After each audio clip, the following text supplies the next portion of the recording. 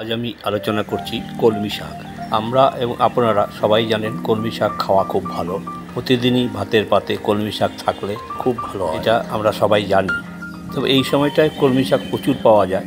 আমি বলতে চাইছি সারা বছরই কলমি শাক পেতে হলে এখন বাড়িতে খাওয়ার জন্য সব বাড়িতে এক আঁটি বা দু আঁটি বা তিন আঁটি লোক অনুযায়ী শাক আনে।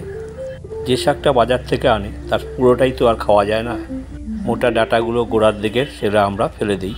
এখানে আমি বলতে চাইছি ফেলেও দেওয়া অংশ না ফেলে দিয়ে ওই ডাঁটাগুলো একটু লক্ষ্য করে গোড়ার দিক এবং আগার দিকটা নিচের দিকে এবং আগার দিকটা উপরের দিকে রেখে সাজিয়ে নিন। আবার ওগুলো বাজার থেকে যেমন আটি বেঁধে আনেন সেইভাবে আটি বেঁধেই যদি রাখেন, সেই ডাঁটাগুলো একদিন বা দুদিন একটু জলের মধ্যে যদি একটা বাটিতে বা কাপে বা গ্লাসে চুবিয়ে রাখেন, লক্ষ্য রাখতে হবে গোড়ার দিকটা যাতে জল পায়।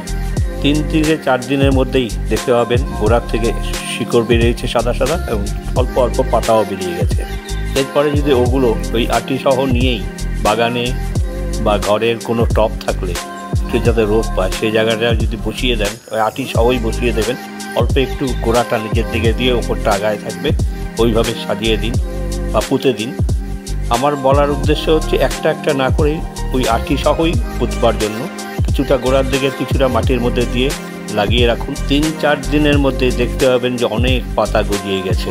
ঠিক এই রকম যে 2 বা 3 আঁটি আপনি লাগালেন ছাদে বা ঘরে ব্যালকনিতে টবের মধ্যে, 1 সপ্তাহের মধ্যে দেখবেন ঠিক অতগুলো করেই আবার শাক আপনি পেয়ে যাচ্ছেন।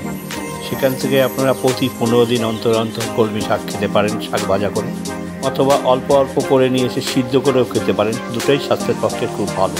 আমরা সবাই জানি প্রতিদিন শাক খাওয়া খুব ভালো। পাতের পাতে যদি শাক থাকে খুবই ভালো হয়, তবে সেটা যদি কলমি শাক হয় তাহলে খুব ভালো। মানে হচ্ছে আমি বোঝাতে পেরেছি সারা বছর কলমি শাক পেতে হলে কীভাবে কলমি শাক পাবেন। তবে হ্যাঁ, বর্ষাকালে যেভাবে তরতাজা হয়ে ওঠে অন্য সময় সেইভাবে হয়তো উঠবে না, একটু যত্ন নিতে হবে, গাছগুলো যাতে জল পায়, ঠিক শাক পাবেন।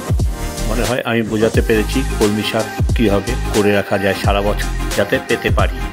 আমার এখানে যেগুলো দেখছেন সবগুলো এক একটা আঁটি কলমি শাক আমি এক এক জায়গায় লাগিয়েছি এবং সেইভাবেই 1 আঁটি করে কলমি শাক গজিয়ে উঠেছে। এখানটা এটা দেখে বুঝতেই পারছেন, ঠিক 1 আঁটি লাগিয়েছিলাম, 4 বা 5 বার আমি কেটে খেয়েছি। এটা 5ম বা 6ষ্ঠ বারের জন্য উঠে আছে, আবার লকলকা হয়ে উঠে আছে। তবে একটা কথা, এগুলো সবই আমার ছাদে, আমার দর্শকেরাও এভাবে করে নিতে পারেন। আজ এই পর্যন্তই, আপনাদের কাজে লাগতে পারলে আমি আনন্দিত হব। আর একটা কথা, সাধারণ মাটিতেই এই গাছ হবে, তবে হ্যাঁ, এটা সবসময় জল পেতে হবে গাছটাতে। সারা বছর কলমি শাক পেতে গেলে এইভাবে করে দেখুন। আজ এখানেই শেষ করছি। সবাই ভালো থাকবেন, সুস্থ থাকবেন, আনন্দে থাকবেন। নমস্কার।